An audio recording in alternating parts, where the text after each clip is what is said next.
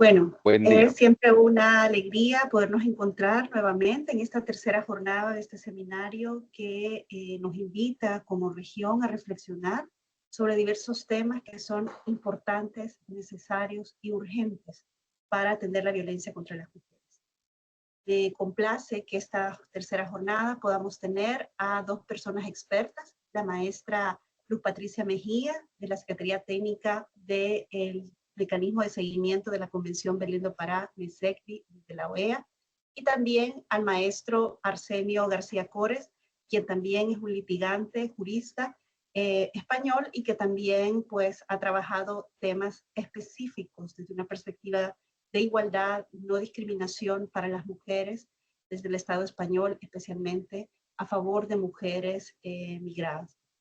Quiero agradecer especialmente también al Consejo Nacional de la Judicatura, a la Escuela de Capacitación Judicial, a nuestras hermanas a través de las organizaciones SICAM y CDM, que han hecho posible este esfuerzo para llegar a la comunidad jurídica.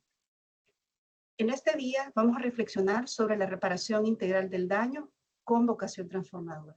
Este es un estándar que ha ido motivándose cada día a partir de las decisiones que ha sentado la jurisprudencia de la Corte Interamericana de Derechos Humanos como una de las jurisprudencias más progresistas del mundo. La reparación todavía en El Salvador o en países como Guatemala y Honduras sigue distando mucho del estándar internacional y es importante que el desarrollo de esta misma empiece también a integrarse en la jurisprudencia nacional de nuestros países. Doy la más cordial de las bienvenidas y espero que esta jornada sea de mucho provecho. Bienvenidas y bienvenidos todos.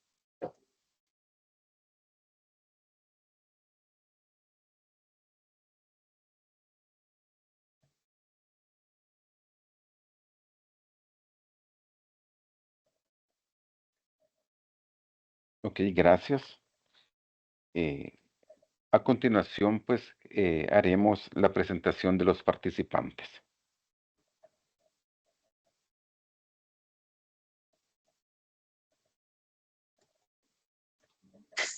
Buenos días. Y la presentación de los ponentes, ok. Muy buenos días. Daremos inicio al desarrollo de las ponencias y como primer panelista tenemos a nuestro invitado Arsenio García Corres. Él es de España, jurista y socio fundador de Demos, Estudio Legal de Madrid. Antes me permitiré hacer una lectura de su resumen de licenciado Arsenio. Él es abogado de derechos humanos con más de 24 años de experiencia. Es perito en procesos penales sobre crímenes de lesa humanidad y de otras graves violaciones de derechos humanos. Es consultor con amplia experiencia como docente de maestría y posgrado y formador de formadores en derechos humanos. Es experto en litigio estratégico ante altos tribunales y organismos y cortes internacionales en la aplicación del enfoque interseccional múltiple, en el análisis y determinación de la credibilidad de los testimonios de supervivencia en casos de violaciones de derechos humanos, en protección internacional, apatridia y migraciones, y particularmente en la defensa y protección de personas víctimas de tortura y de mujeres y niñas supervivientes de violencia feminicida, como la trata de seres humanos con fines de explotación. Así que le cedo la palabra a Arsenio para que demos inicio con su ponencia. Bienvenido.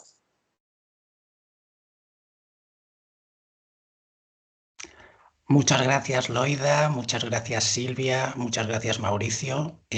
Buenos días, buenas tardes desde España a todas, todes, todos. Y muchas gracias por la invitación. Y muchas gracias también a todas las organizaciones que han hecho posible este evento que de tanta relevancia y tan importante, ¿no? Y que trata un tema por desgracia, de tanta actualidad permanente como es el de la violencia contra las mujeres. Sin más, me voy a centrar en lo que vamos a tratar de hablar hoy, que es el derecho a la reparación. Voy a intentar hacer una ponencia con un abordaje lo más prácticamente posible, ¿vale? En primer lugar, daré una serie de conceptos generales sobre el derecho a la reparación. No me voy a extender mucho tampoco, pero sí es necesario saber en qué campo de juego estamos. Y para posteriormente centrarnos en quizás uno de los aspectos más controversiales de este derecho a la reparación, que es el daño moral y la reparación de ese daño moral. Cuando me senté a abordar el enfoque de esta ponencia, me vino a la mente un mantra que tenemos todas las personas que trabajamos en el ámbito de los derechos humanos, ¿no? Esta frase que es verdad, justicia, reparación y no repetición. Y yo no sé si a ustedes les pasa lo mismo, pero yo siempre he tenido la sensación de que de esas 4 palabras, reparación era la que menos pesaba, ¿no? Verdad es una palabra muy grande, justicia es una palabra muy grande, garantías de no repetición también lo es, y reparación, yo por lo menos, yo no sé si será una sensación compartida, pero siempre he tenido esa impresión de que era una hermana pequeña. Y es curioso porque puede haber verdad sin justicia, sin reparación y sin no repetición. Puede haber garantías de no repetición sin que haya ninguna de las otras 3.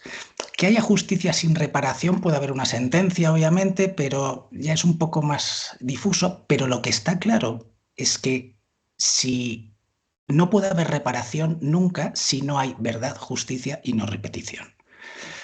Realmente la que parecía la hermana más pequeña, no voy a decir que se convierte en la hermana mayor, pero es un término que abarca los otros 3.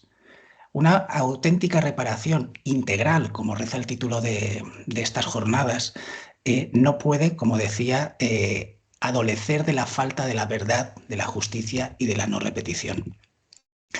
Me voy a centrar básicamente en los estándares a nivel internacional que hay de la Corte.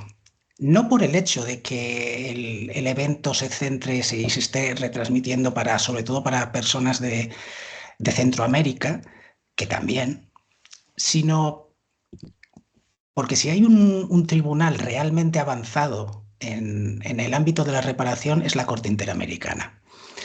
Si hablamos del Tribunal Europeo de Derechos Humanos, déjenme hacerles un pequeño esbozo. Nos encontramos que se reconoce el daño material, que es, bueno, luego lo abordaremos un poquito más, pero bueno, los daños por la pérdida efectivamente producida y las ganancias dejadas de percibir, es decir, el daño emergente, el lucro cesante. Nos encontramos con que hay daño moral, que lo identifican con sufrimiento físico y mental, y gastos y costes. El Tribunal Europeo funciona con un concepto que llama satisfacción equitativa. Es decir, eso significa, sobre la base de este concepto, que el tribunal puede considerar que la mera condena al Estado es satisfacción suficiente, es decir, es reparación suficiente para la persona víctima. O, si se ha pedido alguna cantidad pecuniaria, pues variar para arriba o para abajo, generalmente para abajo, el monto de esa cantidad. El artículo 46 del Convenio Europeo de Derechos Humanos le da al tribunal la facultad de dar indicaciones sobre cómo debe cumplirse la sentencia al Estado de que se trata. Pero, insisto, son indicaciones y además solo excepcionalmente el tribunal lo hará. Generalmente estamos hablando de reparaciones pecuniarias, de satisfacciones equitativas pecuniarias. Es decir, dicho de otra manera, en el caso del Convenio Europeo de Derechos Humanos, cuando hablamos de reparación, realmente hablamos de indemnización, que es un concepto bastante menor y que nada tiene que ver o que solo abarca un pequeño ámbito de lo que va a ser el concepto de reparación integral en la Corte Interamericana.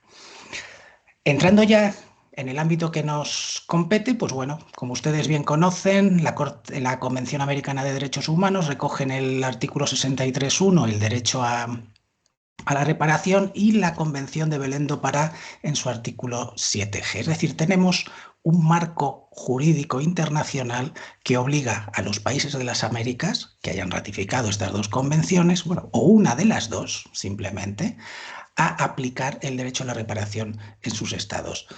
Estamos ante una cuestión, cuando hablamos de derecho de reparación, una cuestión bifronte, es decir, estamos ante un derecho de las víctimas, pero estamos también ante un deber del Estado.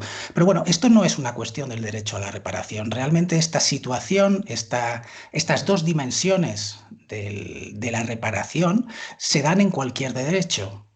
En cualquier derecho, cualquier libertad que podamos elegir. Es decir, tenemos, por ejemplo, el derecho a la libertad de expresión. El derecho a la libertad de expresión es un derecho de las víctimas, pero obliga al mismo tiempo al Estado a tomar medidas para, para respetar ese derecho. Es decir, esta dimensión, esta doble dimensión como derecho y deber realmente se da en todos los derechos. Ya hemos dicho que hay un marco internacional, que obliga, y obliga además a través del control de convencionalidad, como bien conocen ustedes, fijado especialmente a partir de la sentencia, creo recordar que era la del Monarcida Arellano, y que marca la obligación ex oficio de los tribunales para aplicar el control de convencionalidad. Y yo diría más, no solo de los tribunales, sino de todas las instituciones del Estado. No pueden contradecir con sus políticas lo que se haya acordado, ratificado a nivel internacional. Si hablamos de las características de la reparación, pues la primera ya está en el propio título de las jornadas de hoy, ¿no? Hablamos de integralidad. Esa sería la primera característica. Tiene que ser íntegra, no tiene que ser parcial, que sería el antónimo en este caso. Si nos remitimos a lo que hemos comentado del sistema europeo, pues ahí estaríamos hablando de una reparación parcial que no tiene en cuenta otras circunstancias. Si me permiten, voy a leer un texto. Es de la sentencia de la Corte Interamericana de Derechos Humanos del caso Gutiérrez Hernández y otros contra Guatemala, de 24 de agosto de 2017. Es el párrafo 199. Dice: la reparación del daño ocasionado por la infracción de una obligación internacional requiere, siempre que sea posible, la plena restitución, restitutio in integrum, que consiste en el restablecimiento de la situación anterior. De no ser esto factible, como ocurre en la mayoría de los casos de violaciones de derechos humanos, el tribunal determinará medidas para garantizar los derechos conculcados y reparar las consecuencias de que las infracciones produjeron. Por lo tanto, la Corte ha considerado la necesidad de otorgar diversas medidas de reparación a fin de resarcir los daños de manera integral, por lo que, además de las compensaciones pecuniarias, las medidas de restitución, rehabilitación, satisfacción y garantías de no repetición tienen especial relevancia por los daños ocasionados. En este pequeño párrafo, que se repite luego en otras sentencias de la propia Corte Interamericana, se recoge ya todo el germen.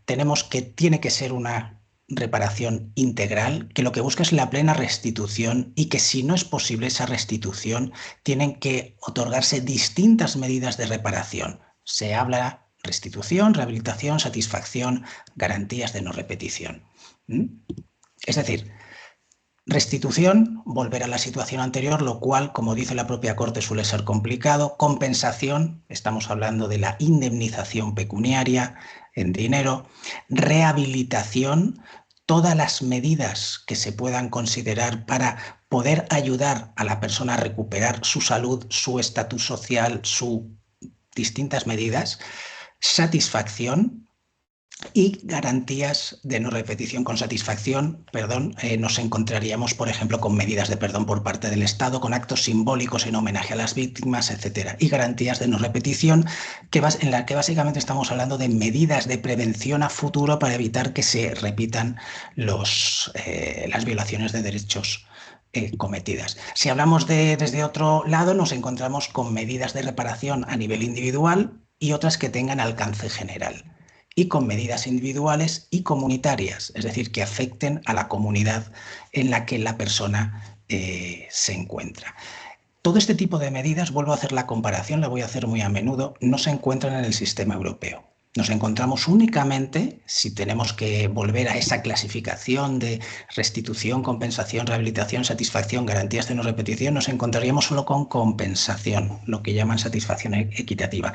Y una última que me gustaría añadir, el derecho a una decisión judicial justa, y no solo justa, sino imparcial, oportuna y rápida, con todas esas. Porque obviamente todo lo anterior, sin esto primero, tampoco tendría sentido, no sería una reparación ni integral ni justa. Hemos hablado de integralidad, hemos hablado de distintas medidas. Nos vamos a otra característica que también está en el título, no voy a añadir nada nuevo. Y para ello voy a leer otro párrafo, en este caso es de la sentencia de Campo Algodonero, es el párrafo 450. Reza de la siguiente manera. Sin embargo, teniendo en cuenta la situación de discriminación estructural en la que se enmarcan los hechos ocurridos en el presente caso y que fue reconocida por el Estado, las reparaciones deben tener una vocación transformadora, esta es la clave, de dicha situación, de tal forma que las mismas tengan un efecto no solo restitutivo, sino también correctivo. En este sentido, no es admisible una restitución a la misma situación estructural de violencia y discriminación. Aquí encajan, por ejemplo, las medidas de las garantías de no repetición. Esta es la gran diferencia. Ya no hablamos solo de una restitutio in integrum, una restitución total. Tiene que ser una restitución integral y transformadora. Y, por supuesto, cuando hablamos de medidas de reparación, tiene que utilizarse el enfoque interseccional, tanto en la formulación de las medidas como en su implementación.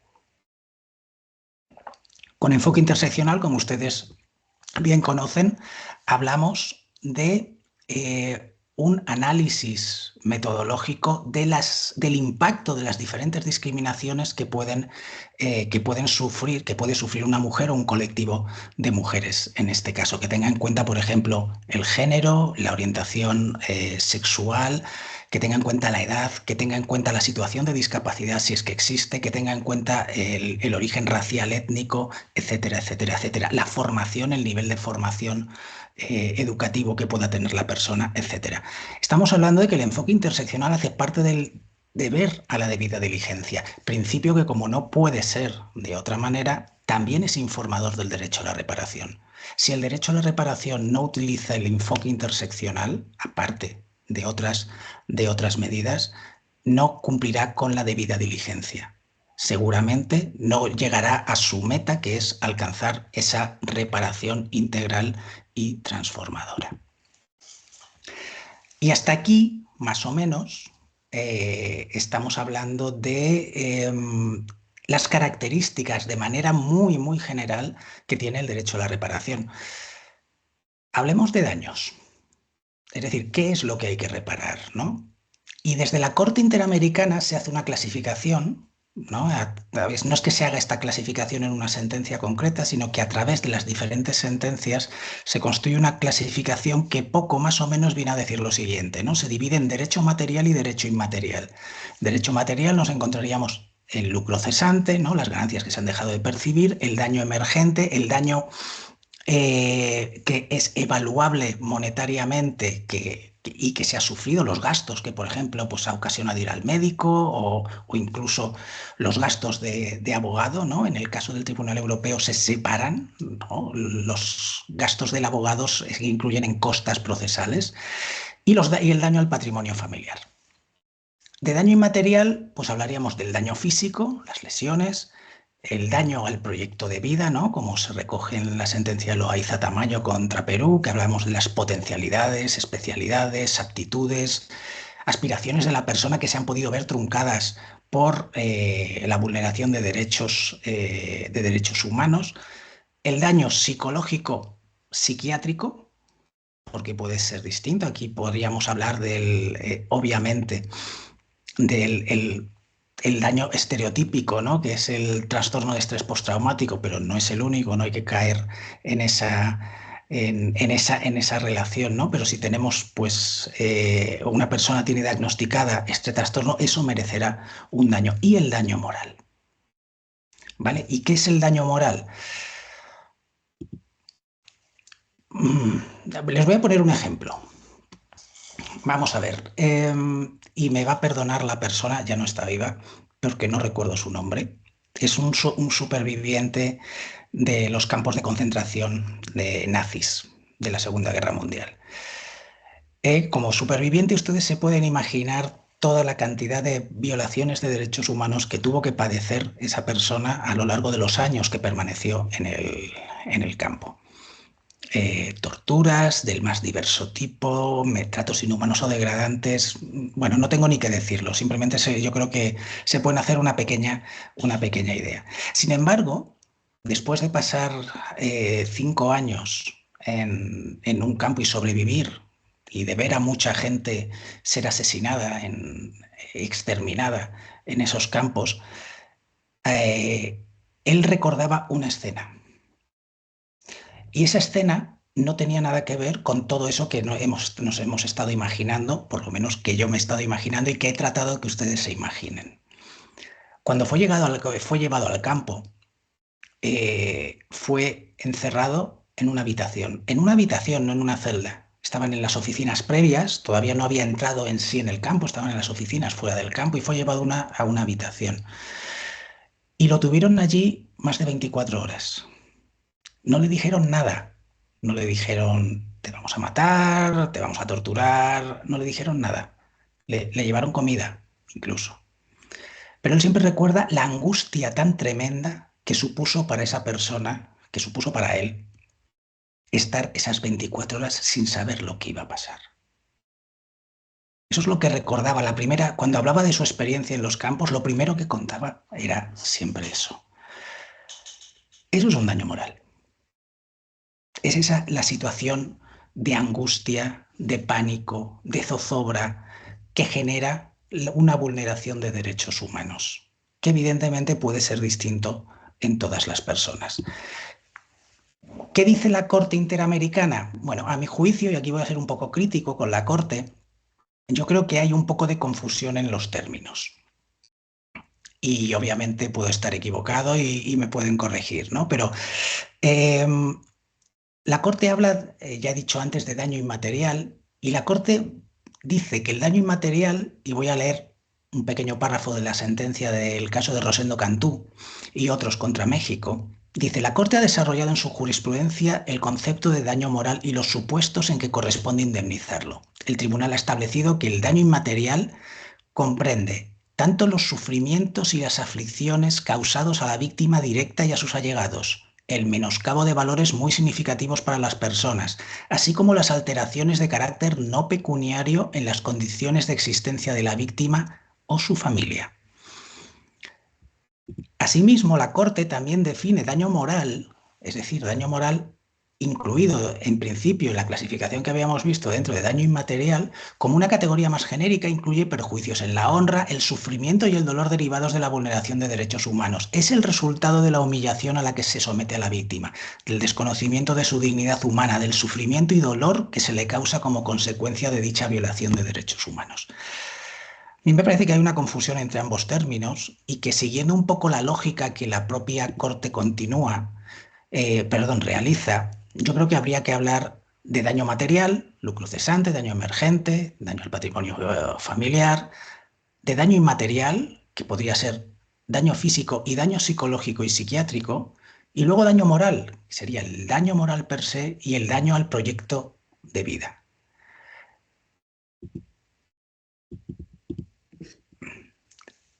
Creo, insisto, que es necesario tener los conceptos muy claros. Igual que otro concepto, hay muchas, incluso jurisdicciones, se confunde el daño moral con el daño psicológico, y son cosas distintas.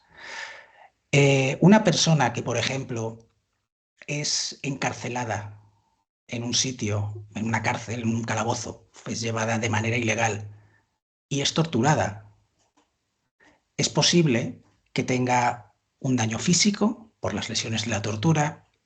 Si ha sido una tortura física, es posible que pueda tener, me voy al estereotipo nuevamente, un trastorno de estrés postraumático, sería un daño psicológico psiquiátrico, pero además habría la angustia que le supuso pasar en ese momento sabiendo que sus derechos estaban siendo vulnerados, sin poder llamar a un abogado, sabiendo que era su derecho, sin poder llamar a su familia, sabiendo que era su derecho, etc. Ese contexto de angustia que puede o no generar una consecuencia psicológica, psiquiátrica, es decir, una consecuencia médica que necesite una terapia, eso es el daño moral, ¿vale? Y eso es lo que tenemos que tener muy claro a la hora de diferenciarlo profesamente del daño psicológico y psiquiátrico. Claro, y aquí ya nos encontramos con uno de los caballos de batalla, ¿no? De todo esto, que es la carga de la prueba.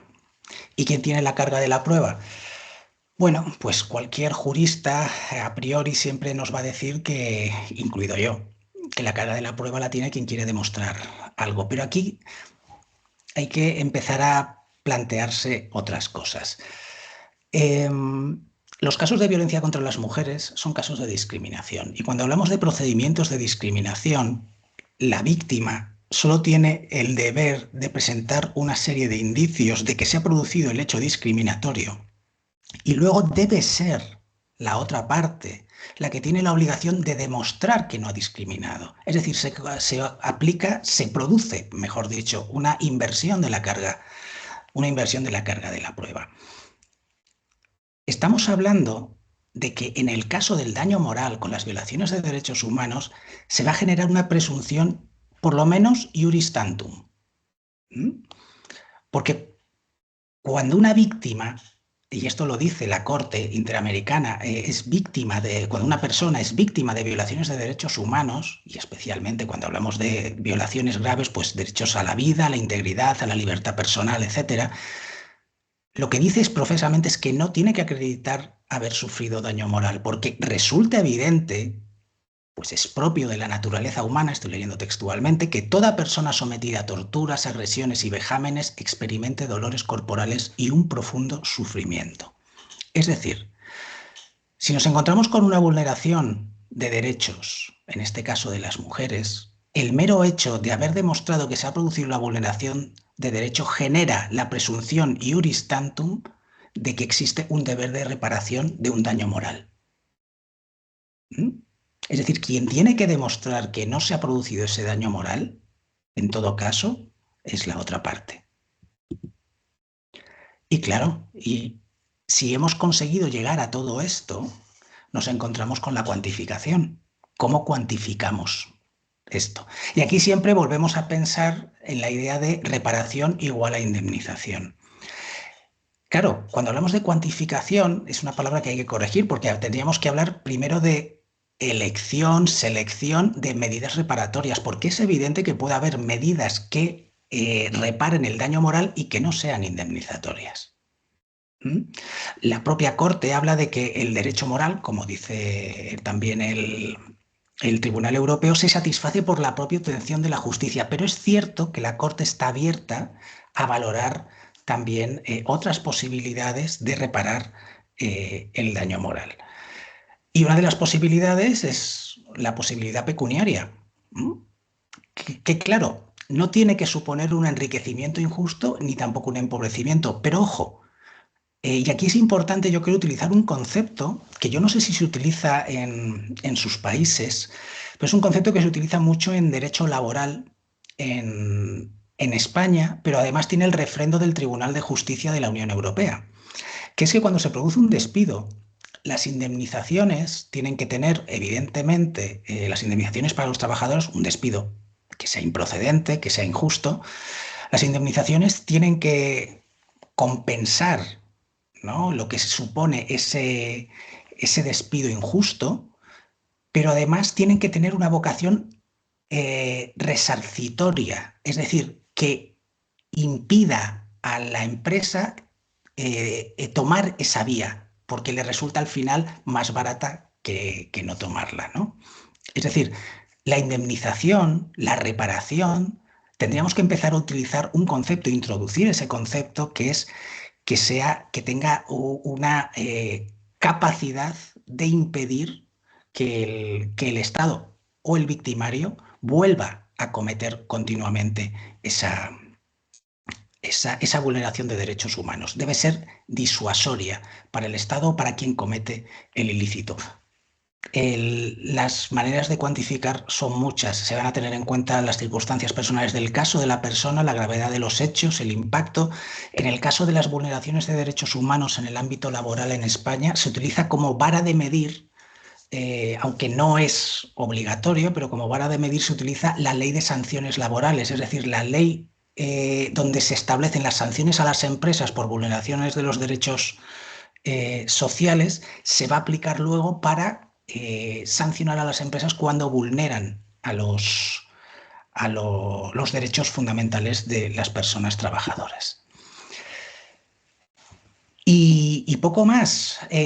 Yo creo que ya estoy llegando al tiempo, además. Pero bueno, sí me gustaría comentar el caso de El Salvador muy brevemente y quedo abierto además a todas las preguntas, porque he tenido la posibilidad de poder estudiar un poquillo, obviamente no como lo pueden conocer ustedes y tal, pero veo que existe una ley de reparación por daño moral en 2015 que se basa por una sentencia de, creo recordar, la Corte de Constitucionalidad de 2012, donde se recoge, ¿no?, el daño moral como una acción u omisión ilícita que vulnere el derecho extrapatrimonial, que provoque una afectación sustancial del proyecto de la vida de la persona y que para los criterios de cuantificación, equidad y razonabilidad, y circunstancias personales y del caso, ¿no? No dice mucho más, pero sí establece la carga de la prueba para quien la alega. Pues bien, yo entiendo que esa manera de redactarlo, esa exigencia de la carga de la prueba de esa manera, es contraria a la Convención Americana, a la jurisprudencia de la Corte Interamericana y la Convención de Belén do Pará, en este caso, por las razones que ya hemos comentado. Es decir, el mero hecho de vulnerar los derechos fundamentales de una persona, el mero hecho de, en este caso, cometer una violencia discriminatoria como es la violencia contra las mujeres, ya presupone que la persona ha sufrido un daño moral. Entonces, todas las medidas de reparación deberían presuponer ese daño moral. Y poco más, simplemente dar un consejo, si me lo permiten. Es un consejo que me dieron a mí, entonces por eso es fácil darlo. Me lo dieron hace muchos años, que me lo dio un magistrado y es la imaginación al poder. Fue un consejo un poco extraño, porque acostumbrados, como estamos en el derecho, ¿no?, a ver grandes libros de leyes, de jurisprudencias y demás, pues encontrarse con un consejo de ese tipo fue algo raro. Pero luego me he dado cuenta, por mi práctica y por la práctica de mi compañera, doña Dilia de las Mercedes, en el despacho en el que trabajamos, en Demos, que la imaginación es fundamental para imaginar realmente cómo enfocar los casos y cómo avanzar en el derecho. Entonces, mi consejo es imaginen, porque conociendo las claves del derecho de las personas, en este caso, a ser reparadas integralmente y de una manera transformadora, imaginen jurídicamente cómo hacerlo. Tienen seguro los elementos y yo, pues por mi parte, quedo a su absoluta disposición para luego, pues, las preguntas que consideren, con casos personales, casos de otras personas o dudas existenciales. Muchas gracias, un placer y buenos días. Gracias, Arsenio. Vamos a dar...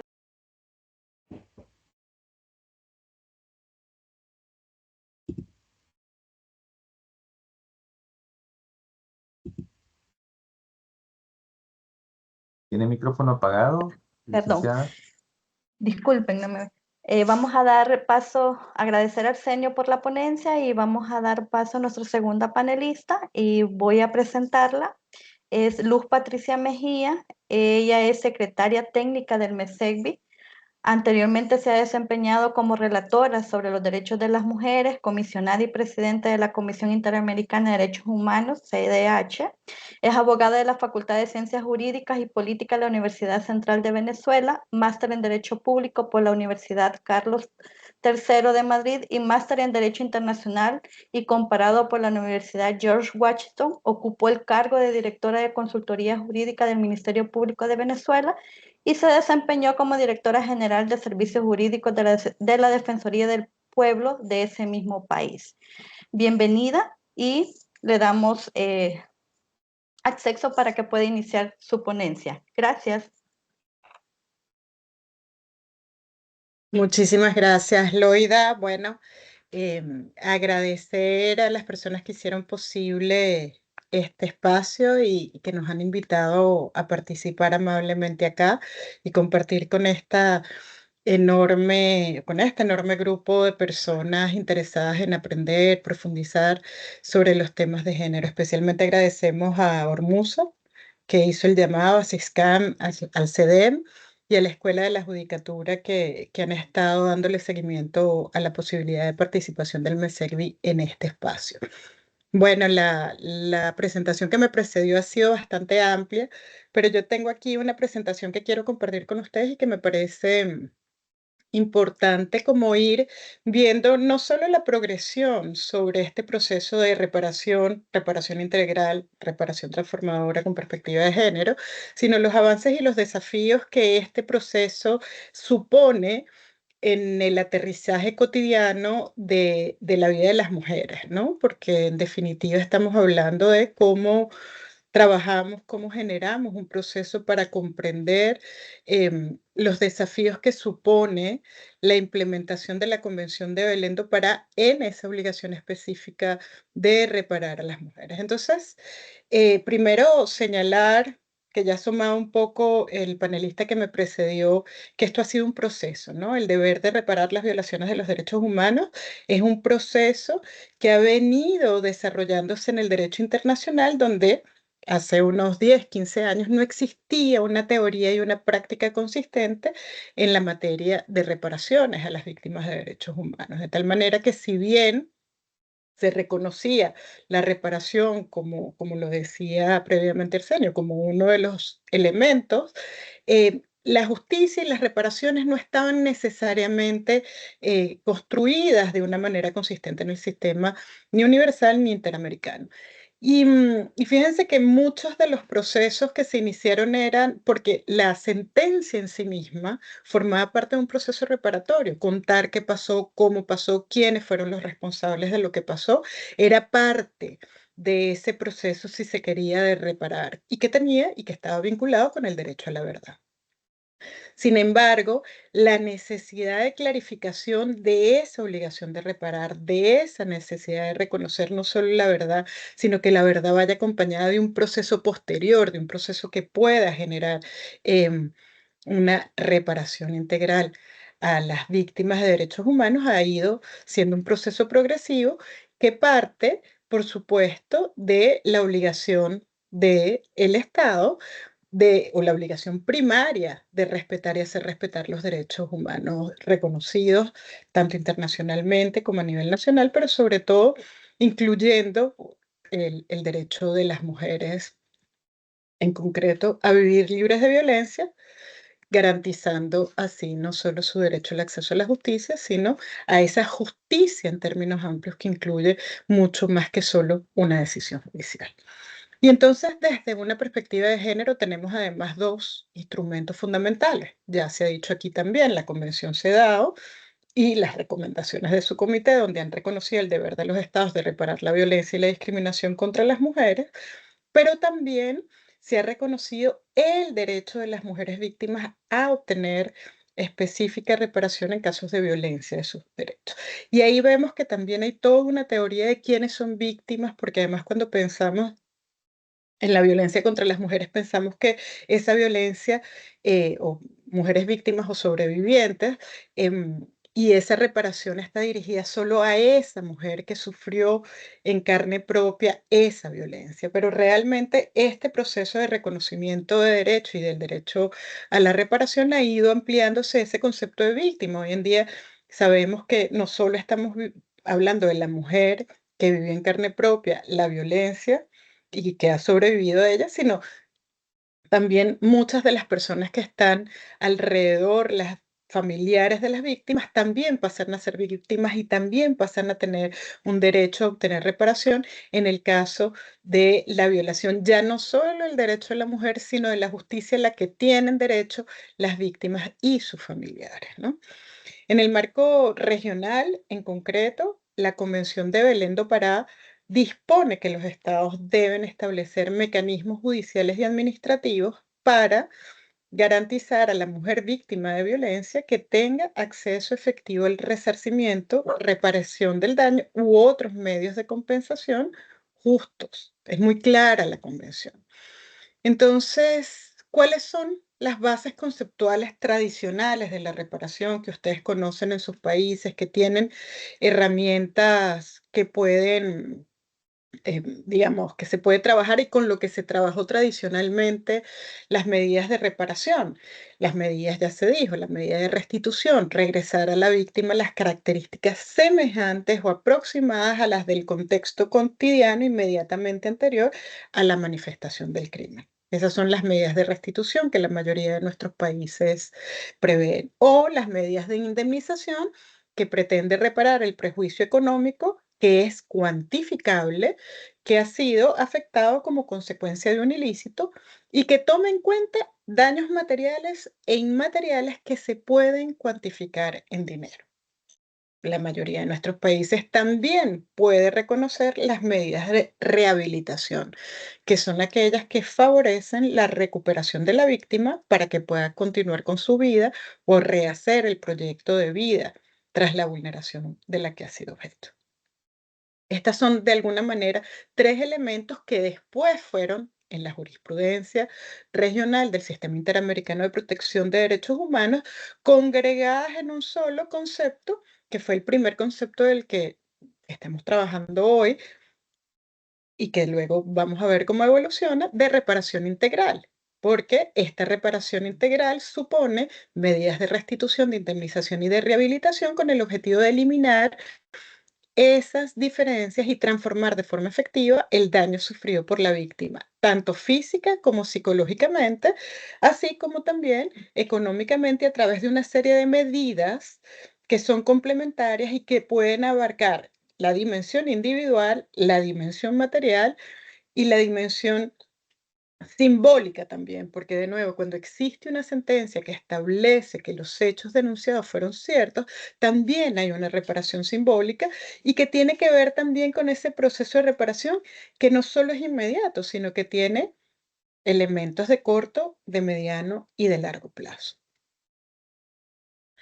Ahora bien, cuando a esta perspectiva de reparación integral le incorporamos la perspectiva de género, cuando estamos hablando del proyecto de vida de una niña embarazada menor de 14 años que ha sido víctima de violencia sexual, cuando estamos hablando de la necesidad de reconocer la realidad de las víctimas colaterales del femicidio, feminicidio, cuando estamos hablando de la necesidad de que una mujer sea reparada frente a la violencia de la que ha sido víctima por parte de su pareja o expareja, estamos hablando de la necesidad de incorporar la perspectiva de género a este análisis, de comprender la específica necesidad que esa mujer está teniendo en ese momento, ella y su contexto, para garantizar realmente que esa medida realmente sea reparadora, que esas medidas que se incorporan sean reparadoras para ellas y para el colectivo al que ella pertenece y para el contexto en el que ella se desenvuelve. Y para ello, la progresiva institucionalización y transversalización de la perspectiva de género en la agenda pública, que se ha dado lenta pero progresiva, es fundamental para el desarrollo de una teoría y una práctica en materia de reparación con perspectiva de género. Y eso es uno de los principales desafíos que tiene esta región.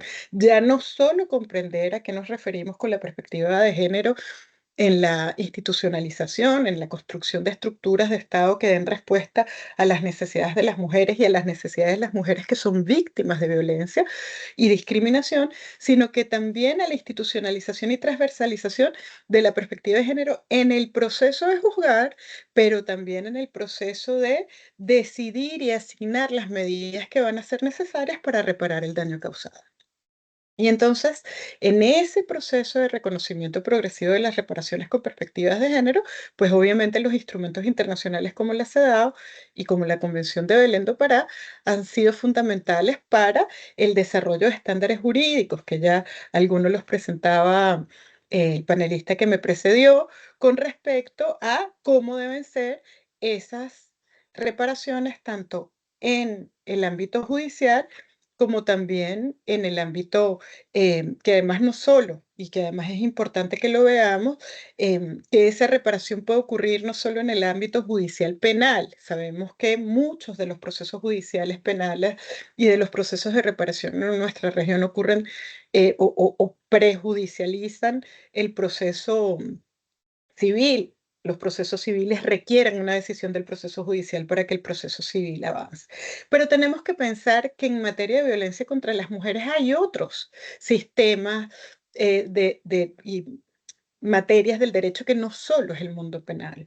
También estamos hablando del sistema integral de reparación de la niñez, por ejemplo, ¿no? Donde las niñas son víctimas de violencia y ese sistema debería estar funcionando para dar respuesta a esa violencia de la que fue víctima la niña y estar generando decisiones que incorporen no solo perspectiva de género, perspectiva de niñez, sino también perspectiva reparadora.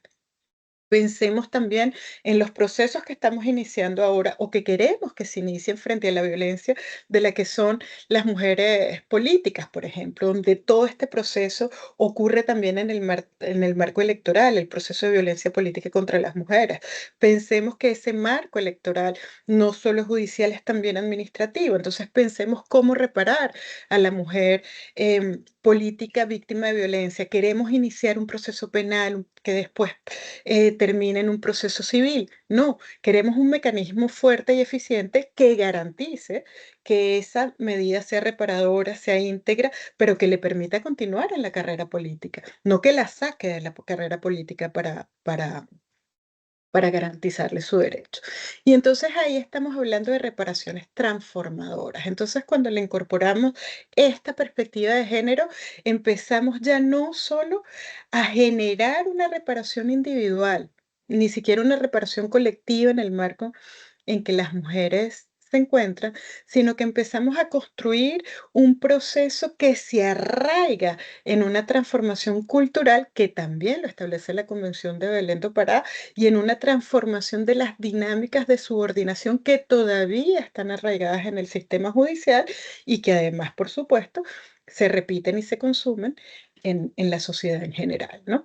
Y entonces, ¿qué cosas tienen estas reparaciones transformadoras? En primer lugar, la evidencia de la impunidad generalizada en los casos de violencia contra las mujeres, ¿no? El epicentro de esa violencia contra las mujeres que se encuentra en la incapacidad del Estado para protegerla, en la incapacidad del Estado para prevenir esa violencia y en la incapacidad del Estado para sancionar eficazmente la violencia de la que ella fue víctima, pero que es una violencia estructural vinculada también con la falta de reconocimiento de la gravedad y la prevalencia de la impunidad. Y esto aquí es muy importante, porque es que cada vez que tenemos una decisión con una reparación transformadora, va al centro de esta impunidad generalizada en los casos de violencia contra las mujeres. De este menos del 1% de las decisiones que tenemos en esta región. Pronto vamos a estar compartiendo, esperamos con ustedes también, algunas de las estadísticas que tenemos en la cuarta ronda de evaluación multilateral del mecanismo que evalúa el acceso a la justicia, la verdad y la reparación, y que lo que encontramos es que menos del 1% de los casos que se denuncian de violencia contra las mujeres reciben una reparación. Entonces, cada vez que hay una reparación transformadora, esa reparación transformadora tiene un componente simbólico que va a atacar ese epicentro de impunidad, que es el que permite la repetición cultural y estructural de la violencia contra las mujeres. Y otra cosa tiene esta reparación transformadora. La insuficiencia del enfoque restitutivo tradicional nos obliga a pensar que ese enfoque de devolver la víctima a la situación anterior al ilícito es absolutamente ineficiente. No puede ser devuelta a la situación de sumisión, de desigualdad, de violencia y discriminación que fue previa al acto de violencia físico, al acto de violencia femicida, al acto de violencia sexual, porque es muy probable que esa mujer ya estuviera en una situación estructural de violencia. Entonces no queremos volverle ese lugar. Esa insuficiencia y reconocimiento de que no queremos volver a la mujer a ese lugar es el epicentro también de la reparación. ¿A dónde queremos poner a la mujer después de un proceso judicial en un proceso que realmente la transforme a ella? Y para eso hay que transformar la tradicional indemnización monetaria como el único mecanismo de reparación con miras a dictar medidas que se ajusten a la necesidad de las mujeres. Es decir, la compensación a la que estamos acostumbrados y es de la que nos habla nuestro derecho civil en el Código Civil modelo que se utilizó para Latinoamérica, que viene de Italia y que además reconoce también el Código español, es el que nos ha dicho, bueno, ¿cómo se repara? Repare con dinero. Y reparar con dinero no es suficiente. Reparar con una indemnización monetaria no es suficiente. La reparación transformadora necesita y requiere la participación de la víctima en el diseño de cómo esa víctima o de las víctimas o esa sobreviviente transforma su realidad a partir del episodio vivido.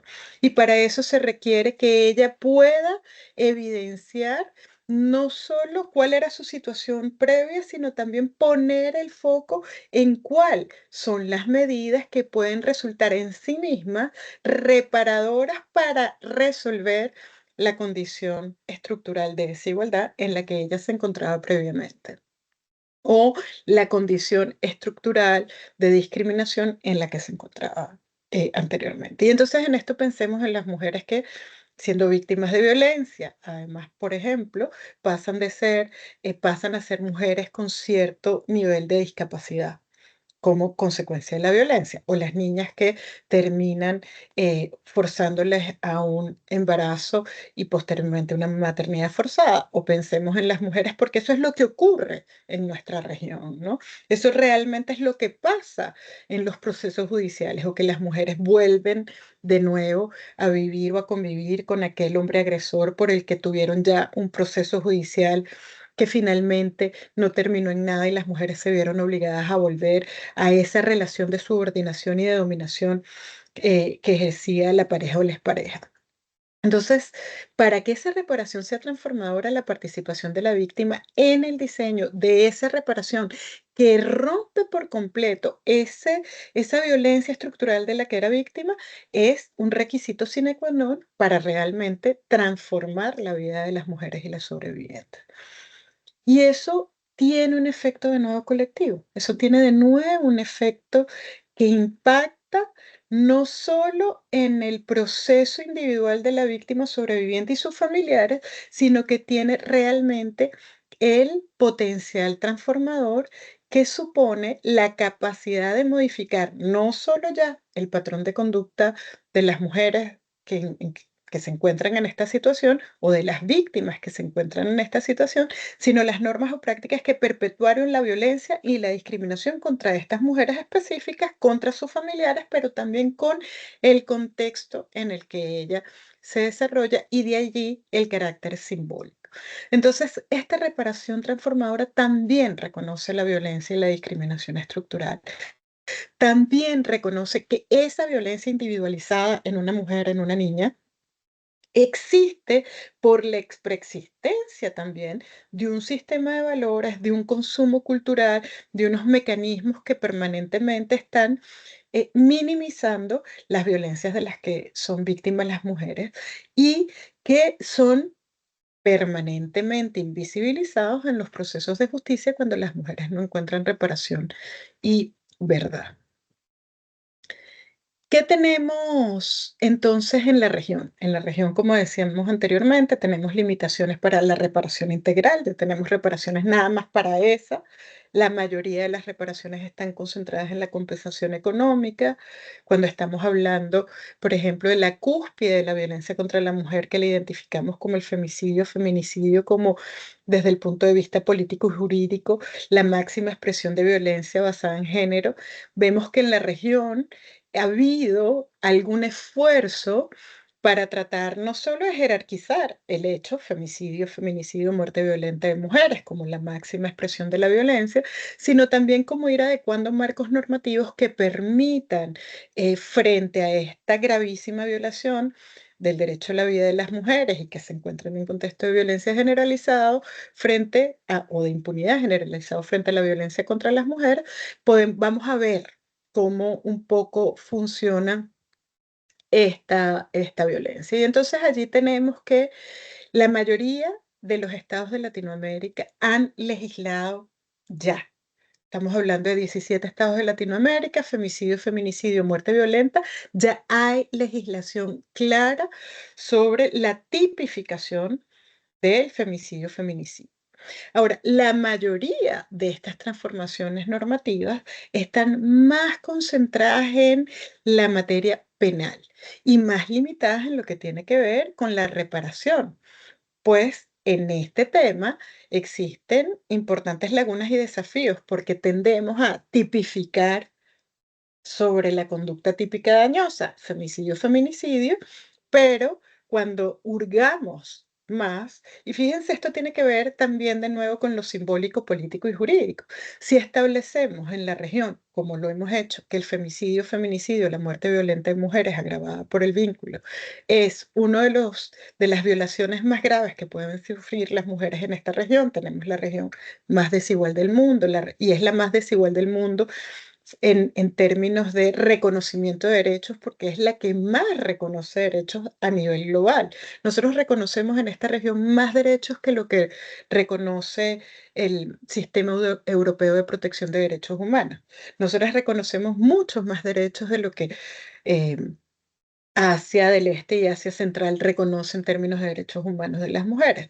Hace poco estaba en un evento donde una colega de Manila decía, para poder venir a este evento necesité que mi esposo me firmara una autorización para poder viajar. Eso es impensable en la estructura jurídica de esta región. Sin embargo, el hecho de reconocer esta cantidad de derechos que tenemos en esta región no nos hace menos no nos hace una región donde las mujeres querramos vivir. Por el contrario, somos la región más desigual en términos de reconocimiento de derechos y ejercicio de esos derechos, ¿no? Entonces, fíjense, cuando jurídica y política y simbólicamente reconocemos el feminicidio, femicidio como la máxima expresión de violencia contra las mujeres y adecuamos nuestro aparato jurídico para reconocer este fenómeno, la importancia de la reparación debería ir adecuada a ese reconocimiento, porque es que en la medida en que reparemos y tengamos decisiones transformadoras, es que estamos dando un mensaje al colectivo, a la sociedad en su conjunto, de que este hecho debe frenarse y deben transformarse las causas por las cuales llegamos al fenómeno del femicidio-feminicidio.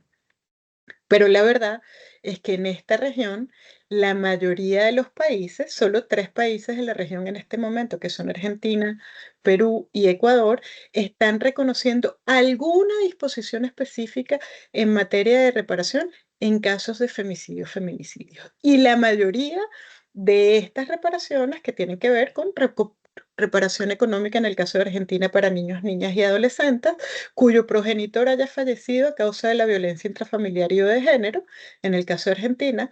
En el caso de Ecuador no es de orden legislativo, es un acto ejecutivo, establece un bono para niños y niñas adolescentes en situación de orfandad por feminicidio. Y en el caso de Perú encontramos asistencia económica para contribuir a la protección social y al desarrollo integral de las víctimas indirectas del femicidio cuando son niñas y niños o personas con discapacidad que estaban a cargo de la víctima de violencia. Entonces, fíjense, ¿cómo estamos en la región? Tenemos 17 países que reconocen de nuevo el fenómeno, la cúspide de la violencia. Solo 3 de ellos establecen una reparación económica para niños, niñas y adolescentes víctimas de femicidio o feminicidio cuyas madres fueron. La reparación es solo económica, no aporta ni siquiera en el tema de restaurativo. Y entonces vemos cómo la mayoría de medidas de indemnización y de rehabilitación, que son limitadas, pero que tenemos en la región, la mayoría de los países de la región tiene alguna medida de rehabilitación. Cuando hablamos de medidas de rehabilitación, solo estamos hablando de medidas de rehabilitación para la mujer víctima o sobreviviente. No estamos hablando de otra medida. Y en el caso de México tenemos algún tipo de medida de satisfacción y de no repetición, pero realmente son muy pocos los casos que se deciden y que tienen impacto. En la mayoría de los países, como dije, tienen medidas de indemnización y algunas medidas de rehabilitación. ¿Qué cosas? Y con esto voy terminando. ¿Cuáles, digamos, los 4 nodos centrales que tenemos que comprender para transformar estructuralmente esta mirada y poder realmente caminar hacia marcos normativos y procesos judiciales realmente transformadores en lo que se refiere a la violencia contra las mujeres? En primer lugar, la necesidad de integrar las disposiciones. O sea, no podemos reconocer que el femicidio es la máxima expresión de violencia contra las mujeres y debajo del feminicidio todo lo demás, ¿no? El embarazo forzado, el matrimonio infantil, la violencia sexual contra niñas, la violencia sexual contra mujeres, la violencia sexual en el marco de los conflictos, todo lo que tiene que ver con violencia facilitada por las tecnologías, en fin, la violencia contra las mujeres políticas, todo lo demás debajo del femicidio. Pero que es el hecho más reconocido, no está integrado en unas disposiciones de reparación transformadora. Luego, la necesidad de comprender cuando estamos hablando de transformación, cuáles son los estándares internacionales y regionales para poder incorporarlos en ustedes que son, que forman parte, digamos, del sistema de administración de justicia, cómo comprender y cómo generar un proceso de comprensión de esos estándares internacionales para incorporarlos en la actividad diaria del operador y la operadora de justicia que tiene que decidir y que para decidir tiene primero que descomprimir su propio conocimiento, desarticular sus propios estereotipos de género para poder comprender esas violencias estructurales y esos mecanismos de dominación y esos elementos de repetición y consumo cultural de los estereotipos de género para poder separarse, comprender el caso y generar una decisión realmente reparadora. Por otro lado, ausencia casi total en esta región de medidas específicas respecto a cómo avanzar en el corto, mediano y largo plazo, porque de nuevo la reparación transformadora no ocurre con el solo hecho de que pongamos en una sentencia la obligación del Estado y de las otras partes o de otros terceros no estatales de avanzar en una reparación, comprender la reparación como un proceso transformador que transforma individualmente, pero que también transforma colectivamente. Y luego la capacidad del propio Estado de darle seguimiento a este proceso. Entonces, en este marco, ¿cuáles serían los primeros lineamientos? Bueno, en primer lugar, adoptar marcos normativos integrales, ¿no? Que reconozcan la violencia y que ya existen en toda la región, pero que reconozcan la necesidad en particular de incorporar la reparación integradora como parte del ejercicio de acceso a la justicia de las mujeres. El segundo, establecer medidas claras y adecuadas para la participación activa de las víctimas en estas medidas de reparación adecuada. La necesidad de que la víctima tenga standing en los procesos, porque lo que ocurre, y de nuevo, volvemos a enfocarnos en el derecho penal, pero no es solo el derecho penal el que resuelve la violencia contra las mujeres, ¿no? Cuando hablamos de violencia económica, estamos hablando de otro sistema o de otras materias del derecho que no necesariamente son las penales, ¿no? Y comprender que la garantía de acceso a las mujeres a la reparación ocurre en diferentes materias, no solo en la materia penal, y que eso requiere una respuesta estatal, ya no solo en el derecho penal, sino en todos los demás elementos. El tercero, garantizar sobrevivientes y familiares de las víctimas tengan acceso efectivo a esas medidas de reparación en ese proceso de integración de cuáles son las necesidades, cómo se afectó la familia, cómo se afectó ese grupo social que fue impactado por esa violencia concreta. Cuando hablamos del femicidio, feminicidio, sabemos que todo se transforma, pero también cuando hablamos del embarazo forzado, también cuando hablamos de la violencia sexual, hay una familia, hay un contexto colectivo, hay un impacto que afecta, ¿no? Y luego la gran pregunta es, bueno, ¿quién paga? ¿No? Cuando en todo ese elemento que también incorpora la compensación, ¿quién paga? Y ahí los estados están obligados a pensar cómo se establece un fondo de reparaciones. Porque muchas veces el derecho civil está diseñado para que el agresor, el responsable directo de la violencia, sea el que deba compensar, pero sabemos que siendo el quintil de pobreza más alto, el que tiene mayor índices de violencia, la reparación compensatoria económica, que no sea importante, que no es lo único importante, pero tiene un elemento importante, tiene que tener, y no solo para la compensación económica individual, sino para esa transformación de la que estamos hablando. Y por último, por supuesto, la necesidad de darle seguimiento y monitoreo a las políticas estructurales de erradicación de la violencia, porque solo así podemos ir desactivando con decisiones judiciales, con trabajo colectivo, con trabajo de las organizaciones, con trabajo del sistema de administración de justicia, las causas estructurales de la impunidad que alimentan la violencia y la discriminación. Muchísimas gracias por la invitación. Espero que haya sido de utilidad y aquí estamos para escucharles. Yo me quedaría hasta acá. Gracias por la ponencia, Luz. Antes de entrar a la ronda de preguntas, vamos a ponerles el link para el llenado del test de salida, para que nuestras invitadas y nuestros invitados nos hagan el favor de llenar el test y luego vamos a hacer la ronda de preguntas para que nos den respuesta a cada una de nuestros panelistas. Les voy a poner el link en el chat para que vayamos llenando el.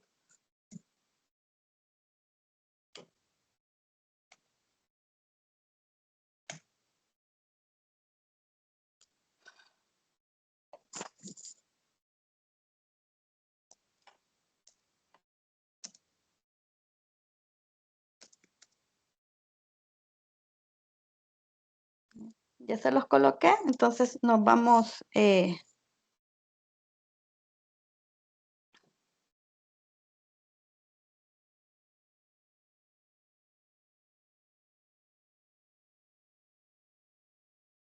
Vamos a dar un tiempo solo para que llene el post y luego hacemos la ronda de preguntas.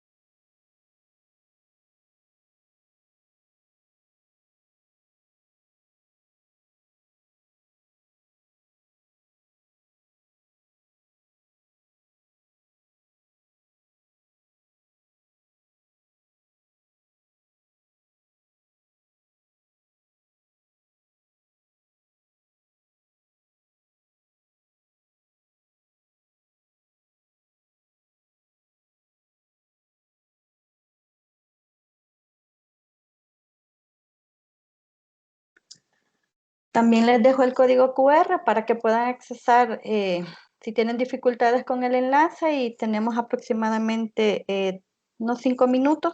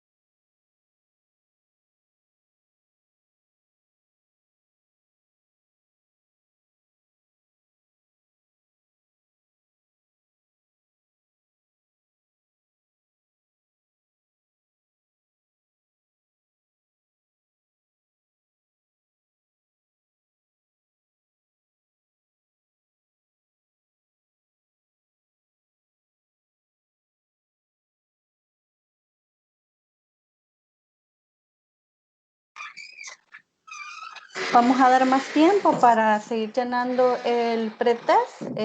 Para quienes no lo han llenado todavía, les pedimos por favor que hagamos el llenado del pretest.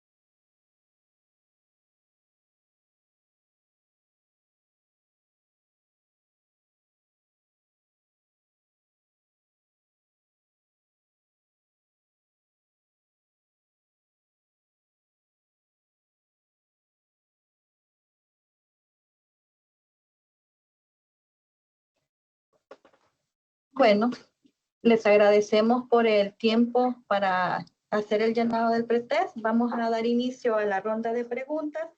Voy a hacer lectura de las preguntas que surgieron en el marco de las ponencias, y las preguntas son las siguientes. Su opinión sobre las medidas de reparación para las víctimas secundarias por la violencia o apatía institucional en la atención que reciben ellos y sus representados. La siguiente pregunta es: ¿qué otras medidas inmateriales de satisfacción o parte del pedir perdón públicamente podría solicitarse? Y cuando las víctimas de violencia tienen retraso sociocultural en razón de su capacidad económica, la cual está en un esquema de violencia por esta causa que el agresor le da el sustento, ¿cómo podría aplicarse la justicia transformadora? ¿Cómo se ve la reparación integral por violencia institucionalizada? Solo el hecho que la víctima tenga que defenderse y enfrentarse en un tribunal con el agresor por el daño que le ha causado una vulneración, ¿se cuenta como daño moral? ¿Esto la revictimiza? La reparación de un proyecto de vida transformador requiere de una individual y personal condición de la persona afectada, el juez o la jueza. ¿Qué requiere el juez o jueza como elemento objetivo para decretar el daño y su reparación para ambos panelistas? Iniciamos con Arsenio, por favor. Bueno, voy a empezar por la penúltima, porque la última no me ha dado tiempo, pero la tengo aquí en el chat, la estoy viendo y ahora la intentaré contestar. Si el tema de que la víctima tenga que comparecer ante un tribunal, si eso le genera un daño moral o si la revictimiza. A ver, pues depende. Obviamente. Yo recuerdo hace años dar una formación a defensores de derechos humanos sobre cuestiones de tortura y les hice una pregunta muy sencilla, si van a abordar un caso de tortura, si le preguntarían a la persona cómo ha sido torturada. La respuesta de todos los participantes, eran unas 20 personas, fue que no, porque eso la revictimizaría. Y yo les dije que eso estaba mal, porque lo que hay que hacer primero es saber si lo que va a contar es necesario para el proceso que vayamos a desempeñar, y segundo, tener su opinión, porque a lo mejor la persona quiere contarlo. O sea, no tenemos que caer en el paternalismo de que la víctima es alguien indefensa, de que la víctima no puede. Evidentemente va a ser un proceso duro, pero va a depender de las salvaguardas que haya durante el proceso para proteger a las víctimas, de la aplicación del deber de debida diligencia por parte de los policías que hagan la investigación, los operadores judiciales que lleven a cabo el juicio, etcétera. Y dentro de esa debida diligencia, como dije en la ponencia, la aplicación del enfoque interseccional que tenga en cuenta, pues si es una mujer, obviamente el enfoque de género, dependiendo de su edad, el enfoque de edad, dependiendo su origen étnico, pues el enfoque racial, étnico, etcétera, ¿no? Entonces va a depender de muchas cosas, y lo primero, si queremos poner en el centro a las víctimas, lo primero son las víctimas las que tienen que decidir, y evidentemente el proceso va a ser duro, pero va a depender de cómo se afronte para que podamos hablar de que haya un daño moral o de que haya una revictimización. Si evidentemente el proceso fuera revictimizador, sí podría exigirse, así a priori, en un caso totalmente teórico, sí podría exigirse un daño moral. Opinión sobre medios de reparación para víctimas secundarias. Pues bueno, esto no me ha dado tiempo a hablarlo, porque hablar de reparación realmente es abordar muchos temas, ¿no? Pero uno de los puntos es determinar quiénes son las víctimas, ¿no? Aquí lo que llaman víctimas secundarias, podríamos estar hablando que si la víctima es pues una mujer, la víctima principal, digamos, las víctimas secundarias podían ser sus hijos, sus hijas, familiares, etcétera, ¿no? Pues va a haber que depender del tipo de violencia y va a haber que depender de la afectación y del daño que les ha generado, porque si estamos hablando, por ejemplo, de hijos e hijas menores de edad que dependen de esta persona, pues evidentemente, de esta mujer, pues evidentemente van a ser afectadas por la violencia que ha recibido su madre, con lo cual tendrían derecho a las medidas de reparación que fueran necesarias. Otras medidas inmateriales de satisfacción, va a depender también de la persona, pero bueno, hablábamos de lo del perdón público, hablamos también de la publicación de la sentencia y la publicación del perdón en medios en medios públicos de comunicación de relevancia. Hablamos de homenajes, hablamos de monumentos, hablamos de poner el nombre a determinadas calles, hablamos de todo tipo de medidas de reparación simbólicas que pudieran de alguna manera pues bueno, reparar, esa es la palabra, no paliar, reparar el daño producido. El retraso sociocultural era un caso concreto de que una persona, según decía, retraso sociocultural y que además vive con el agresor, que es el que le da el sustento, es decir, que es una persona que depende económicamente de esa persona. Pues bueno, como decía bien la panelista que me precedió, pues no es posible, cuando hablamos de, por ejemplo, medidas de restitución, restituir en este caso, a la mujer a una situación donde sabemos que va a recibir violencia, ¿no? Ya había leído un texto de un párrafo de la sentencia de Campo Algodonero, en el cual se decía que no es posible precisamente volver a reintegrar a la persona en un contexto donde sufre una violencia y una discriminación constante y estructurada, ¿no? Entonces, evidentemente aquí tendría que ver cómo actúa el Estado para proteger los derechos de la víctima y si fuera una persona que tiene un alto grado de dependencia, pues poner los medios, el propio Estado, para generar la protección de esa persona sin que tenga que estar al abrigo de un agresor, que entiendo yo que si hay algún tipo de medida de reparación, el agresor tendría algún tipo de sanción, con lo cual dudo mucho que la pudieran reintegrar en a ese ambiente. Pero dicho lo cual, incluso aunque el agresor fuera condenado, incluso aunque el agresor fuera llevado a la cárcel, lo que no tiene sentido es que una persona que sea totalmente dependiente de repente sea abandonada por el Estado. El Estado debe proveer medidas, en este caso de rehabilitación, para que la persona pueda desarrollar un proyecto de vida autónomo. Tengo aquí apuntado reparación integral, pero no recuerdo bien exactamente sobre qué era. Voy a ver si veo aquí. ¿Cómo ve la reparación integral por violencia institucionalizada? Me refiero, entiendo que es por violencia procedente de las instituciones, por supuesto. No hay diferencia en quién sea el victimario. No, la reparación integral no depende de que el victimario sea el Estado o sea un particular o sea una persona jurídica. No depende. El victimario, en este caso, tiene la obligación de reparar y el Estado de garantizar que la persona tiene pues las medidas de protección y reparación y de generar las garantías de no repetición a futuro para que eso no se pueda volver a proteger. Y lo último o lo penúltimo. Era la pregunta sobre la reparación, que un proyecto de vida transformador requiere de una individual y personal condición de la persona afectada, el juez o la jueza, que requiere el juez sí, yo lo tengo aquí. Como elemento de... Uy, claro, pero es que aquí estamos hablando para decretar el daño. Claro, ¿cuál daño? Que se ha producido. Entonces, primero tenemos que demostrar, obviamente, va a requerir no solo la participación de un juez o jueza, va a requerir, obviamente, primero una labor investigativa por parte de la policía, a los agentes judiciales, etcétera. Va a requerir que la persona tenga pues, todos sus derechos como víctima dentro del proceso, como parte, que tenga pues, un abogado, abogada competente, que tenga asistencia a medios forenses, etcétera. Va a requerir primero que se demuestre el daño. Vamos a ver qué daños. Pues obviamente, ¿qué daños estamos hablando? Si son daños físicos, tendrá que demostrar el daño físico.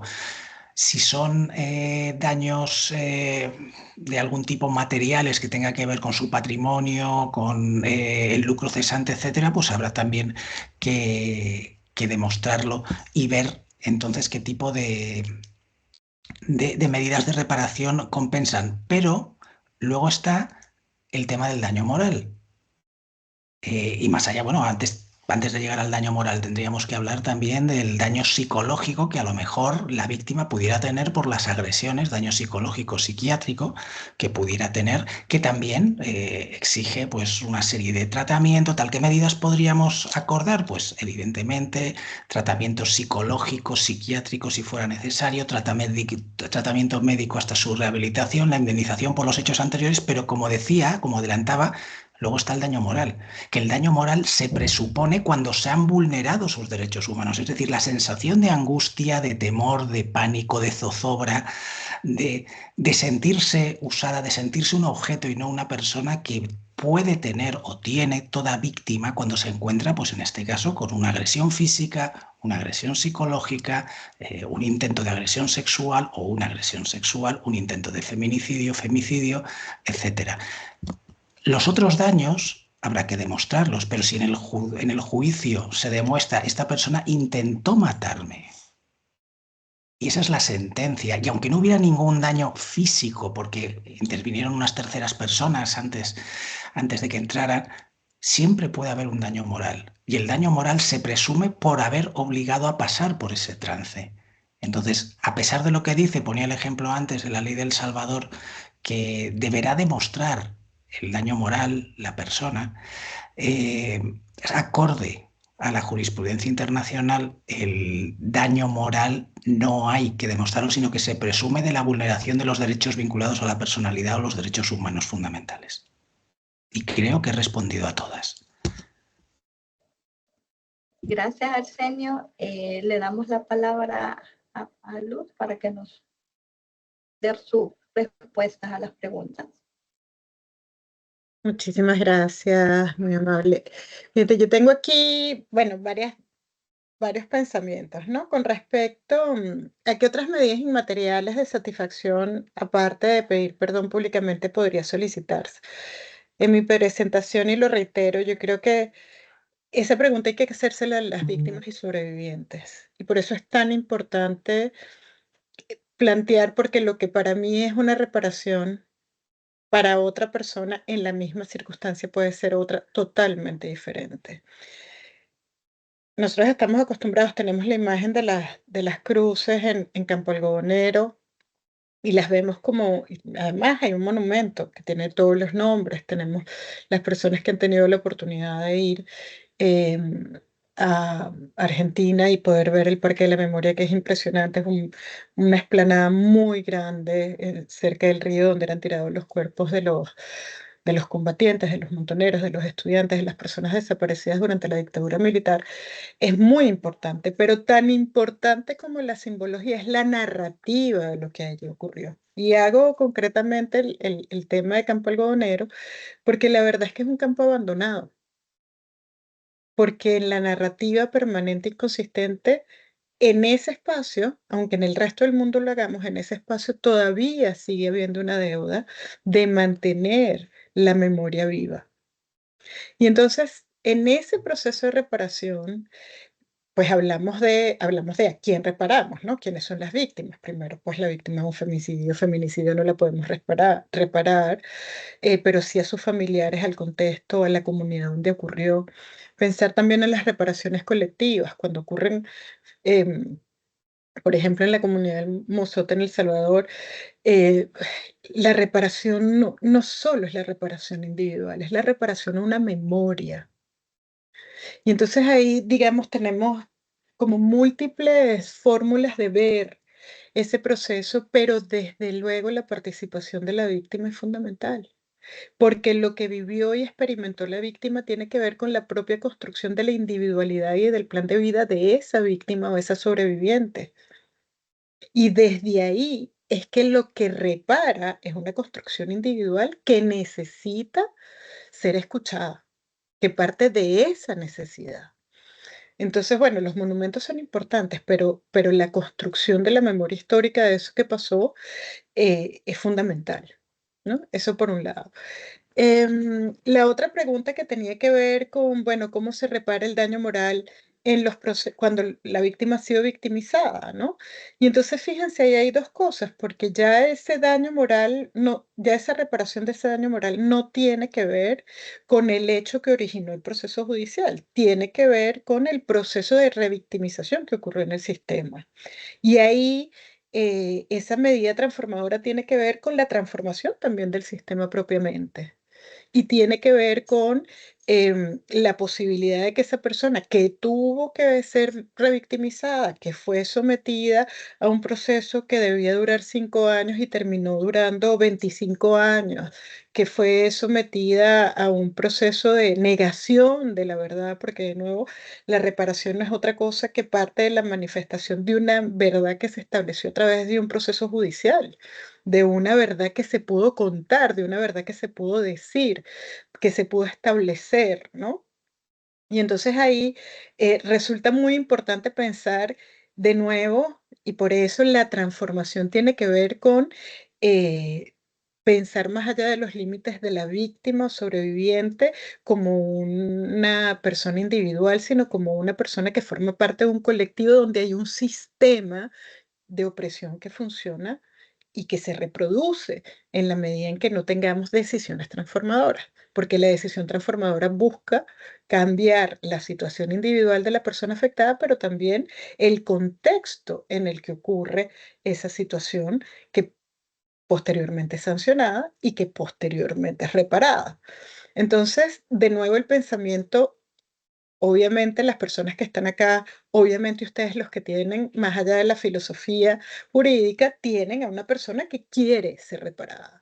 Pero de nuevo ahí el proceso es comprender reparada de qué, ¿no? Reparada de la pareja o expareja que agredió, del desconocido que agredió, del jefe que es un acosador sexual, de los políticos que me agreden porque soy contrincante o porque soy parte de su partido, ¿no? ¿De qué me reparo? Me repara a mí individualmente, pero también repara el tejido social que permite, que facilita, que construye mecanismos de impunidad frente a la violencia contra las mujeres. Y eso es un elemento muy importante que quede en el pensamiento y del juzgador y de la juzgadora que tiene dentro del marco de las obligaciones convencionales que generar una decisión reparadora. Obviamente, para que esa decisión, la propia víctima sobreviviente pueda entenderla como una decisión reparadora, también hay un proceso de comprensión de que eso que le pasó a esa persona, a esa mujer, a esa niña, a esa adolescente, es algo que ocurre en el marco también de un contexto de violencia contra las mujeres. De un contexto, y esto es algo que nosotros repetimos cada vez que conversamos, cuando la mayoría de los casos de niñas embarazadas que estaban acudiendo a un sistema educativo, en ese sistema educativo se sabía que algo estaba pasando. Si ese sistema educativo funcionaba bien, se tenía que saber que algo estaba pasando en ese hogar y no fue abordado. Cuando estamos hablando de una niña embarazada que es forzada a ser madre, pues, y estamos pensando en los mecanismos de repararla, estamos pensando en cómo esa niña que ha sido forzada a ser madre puede reconstituir un proyecto de vida.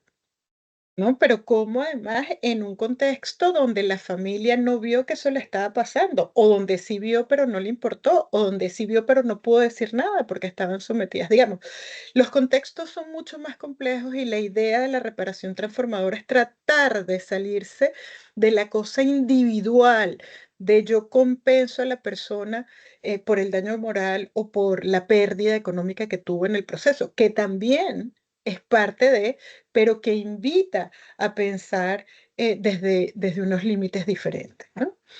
Em, la última pregunta me parece que, bueno, que va vinculada a la violencia institucionalizada, me parece que ya le contesté. Y cuando las víctimas de violencia tienen retraso sociocultural en razón de su capacidad económica, que están sometidas a un esquema de violencia, de nuevo, evidentemente no podría, como ya se dijo, retrotraerse a ese momento en el que la mujer estaba en una situación de subordinación, de dominación y, por supuesto, de violencia y discriminación. La gran pregunta es, ¿qué quieren las mujeres? Porque, de nuevo, es posible que si ese proceso judicial no tuvo también un proceso de acompañamiento integral, no tuvo también un proceso de empoderamiento de esa mujer víctima de violencia que transforme los estereotipos propios, ya no los del juzgador, la juzgadora, del maltratador, abusador, del marido, del exmarido, sino su propia construcción de las dinámicas de relación desiguales en las que las mujeres hemos crecido y hemos sido construidas, donde entendemos que para ser mujer completa necesitamos una pareja, que para ser mujer completa necesitamos un marido que nos represente, que para ser mujer completa necesitamos la maternidad, que para ser mujer, etcétera, etcétera.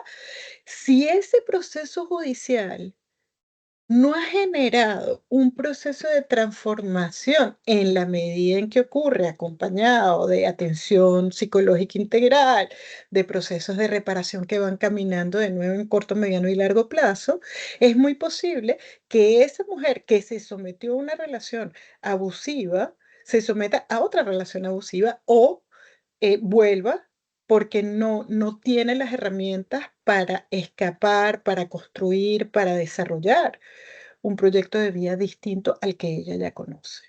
Y entonces ahí vemos los ciclos de pobreza y ciclos de violencia que se repiten por generación y generación, porque las encuestas hoy nos dicen que la mayoría de hombres maltratadores vivieron violencia en el marco de su familia y la mayoría de mujeres víctimas de violencia también vivieron en el marco, violencia en el marco de su familia nuclear o conocieron alguna de sus antecesoras o fueron parte de un sistema de violencia. Entonces, de nuevo, la idea de este concepto de reparación integral, transformador, habla de un proceso más que de una sentencia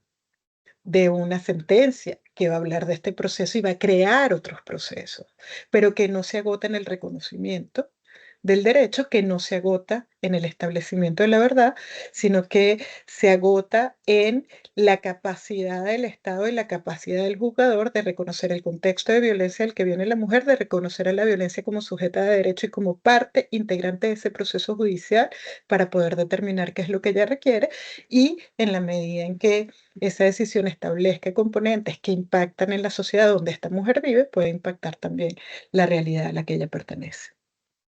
Yo me quedaría por aquí. Muchísimas gracias de nuevo, Loida y Silvia, y a todo el mundo por las preguntas. Gracias. Fíjense que hay dos preguntas más y son las siguientes. Dice, si la parte acusadora no solicita reparación por daño moral, pero es sentenciada, la autoridad judicial decreta medidas de tal índole, se transgrede el principio de congruencia. Y la otra pregunta dice, cuando una persona ha sido víctima de feminicidio, ¿cuáles podrían ser los actos reparadores? ¿Podrían involucrarse a los hijos si los tuviera, familiares, cercanos? Fíjate, yo que tengo todavía el micrófono prendido, aprovecho. Fíjate, el principio de congruencia es un principio que no desconoce los principios de convencionalidad y las obligaciones de convencionalidad. El juez está obligado por la Convención de Belén do Pará a generar un proceso de reparación. Y lo dice claramente la Convención, lo dice en su artículo 7 y también lo complementa en el artículo 8. Entonces, el trabajo de comprender el estándar internacional tiene que ver con la comprensión del juzgador y la juzgadora de que cuando estás juzgando, no solo estás juzgando con el marco legislativo nacional, sino que también estás juzgando con las obligaciones internacionales que tiene ese Estado porque el juzgador o la juzgadora pueden ser responsables y hacer responsable al Estado por responsabilidad internacional porque no juzgó adecuadamente como lo establece los tratados internacionales de protección de derechos humanos, en concreto la Convención de Belém do Pará para los casos de violencia contra las mujeres. De tal manera que cuando pensamos en el principio de congruencia, cuando pensamos en esa casación a la que nos van a llevar porque a mí no me lo pidieron, pero yo lo di, el juez o la jueza está en la obligación de administrar justicia conforme a esos estándares internacionales, y desde ahí es la propia protección de la decisión, ¿no? Eso yo plantearía con respecto a la primera pregunta. Y la segunda pregunta, Loida, si la Cuando pudieras una persona ha sido víctima de feminicidios, ¿cuáles podrían ser los actos reparadores? ¿Podrían involucrarse a los hijos e hijas, si los tuviera, o familiares cercanos? Fíjate, lo comentaba yo en mi presentación, en los casos de femicidio, evidentemente la víctima ya no está, no sobrevivió. Estamos hablando distinto cuando estamos hablando del atentado o de que fue el femicidio frustrado, porque todavía la sobreviviente está allí. Pero por eso hablaba yo de la situación de hijos menores de edad, hijas menores de edad, personas dependientes de la víctima. Es como esta región empieza a resolver parte de esa reparación, ¿no? La incorporación y de la posibilidad de que hijos e hijas y personas dependientes puedan ser reparadas es lo que establecemos en la ley modelo de femicidio, feminicidio, que les invito a todas y a todos a darles una revisión. Pero también, de nuevo, y parte del problema que tenemos con los casos de femicidios, feminicidios, por ejemplo en Chile, donde hay un alto índice de hombres que se quitan la vida después de cometer el femicidio íntimo, es que se extingue la acción penal, ¿no? Y parte de lo que nosotros hemos ido planteando progresivamente es que no se debería extinguir la acción penal, porque todavía la verdad debería ser establecida como un mecanismo reparador. Y ya no solo la verdad del hecho, sino también el impacto del hecho en la vida de las otras personas que sobreviven al hecho femicida, de tal manera que se establezca, o sea, de nuevo, se desmonte la narrativa de que él la mató porque la amaba, él la mató por su honor, él la mató porque ella lo engañaba, él la mató, digamos, toda esa narrativa que se ha construido alrededor del crimen pasional, alrededor de la justificación del agresor femicida frente a la víctima que ya no se puede defender. Entonces, parte de lo que hemos dicho, y de nuevo, la reparación es un elemento adicional a la verdad, que también es reparadora, y en ese sentido, la necesidad de establecer la verdad de los hechos también forma parte, en los casos del femicidio, feminicidio, de qué fue lo que ocurrió y cómo ocurrió. Ahí me quedo yo, Loida. Gracias, Luz. Y de nuevo, muchísimas gracias.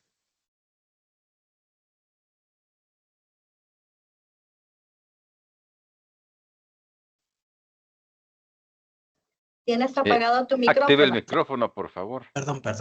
Ya está. Básicamente de acuerdo con todo lo dicho. Estamos hablando que el procedimiento de reparación es un procedimiento autónomo que, merced al control de convencionalidad, debe ser aplicado ex oficio por parte de los jueces. Entonces, en principio, el principio de congruencia de la decisión no se vería afectado porque otorgar una reparación cuando la parte acusadora o alguna de las partes acusadoras no lo hubiera solicitado. Claro, esto es lo que hay que plantear y esto es lo que hay que pelear, ¿no? Y generalmente, yo creo que esto es algo que sucede en todos los estados. Los estados son muy renuentes a aplicar el derecho internacional, pero que sean renuentes no significa que no tengan obligación de hacerlo, con lo cual es lo que habrá que forzar realmente. Respecto a lo de las víctimas de feminicidio, claro, y aquí es donde es importante que estamos ante un proceso autónomo y que el Estado debería hacerse responsable cuando el victimario o la familia del victimario no puede hacerse responsable pues en este caso, de la reparación, porque imaginemos que fuera una persona que no tiene familia y que después de cometer el feminicidio se quita la vida, ¿no? Pues ya no hay ningún proceso de ningún tipo, no hay víctima, no hay victimario, ya están los dos muertos. ¿Qué pasa entonces con las víctimas? El Estado, entiendo que debería encargarse de que la reparación de pues, si tuviera hijos o familiares, hablamos de padres, hablamos de hermanos que convivieran, habría que determinar qué personas son las víctimas, ¿no? Pudiera encargarse, que fuera el Estado, como decía, que el que pudiera encargarse realmente de adoptar una serie de medidas de reparación integral que fueran obviamente más allá de la cuantificación, de una cuantificación económica, porque bueno, es una pregunta que nos hemos hecho siempre, ¿no? ¿Cuánto vale el cuerpo muerto de una persona? ¿No? Aquí nos encontramos con cifras, con tasaciones y tal, pero esta no es la cuestión. Es un tema muy complejo por la inexistencia de proceso, y porque si había un proceso, al desaparecer el victimario, pues desaparece el proceso. Si se mantiene el proceso, pues habría el deber por parte del sistema judicial de establecer un mecanismo de reparación. Sin más. Muchas gracias, Arsenio y Luz. Gracias por las ponencias y por sus respuestas. Bueno, entonces así damos por finalizar este seminario regional virtual. También pues nos sumamos a los agradecimientos para el distinguido ponente, el jurista Arsenio García Cores, y también la distinguida ponente, la abogada experta Luz Patricia Mejía. También queremos reiterar nuestros agradecimientos a Hormuza, El Salvador, SICAM, Guatemala, y también CDM Honduras. Y por supuesto el auspicio brindado por la Iniciativa Cristiana Romero, el Ministerio Federal Alemán de Cooperación al Desarrollo, Christian AID, y la Agencia de Cooperación Irlandesa. Y también, como digo, la parte más importante de todas estas actividades son cada una pues de las personas que nos han acompañado. Algunos pues nos agregaron a este tercer panel, otros nos acompañaron en 2 y muchos pues en los 3. Así que gracias, estén pendientes de nuestras redes sociales para las distintas actividades académicas que ofrecemos, y muchas gracias y que tengan un bonito día.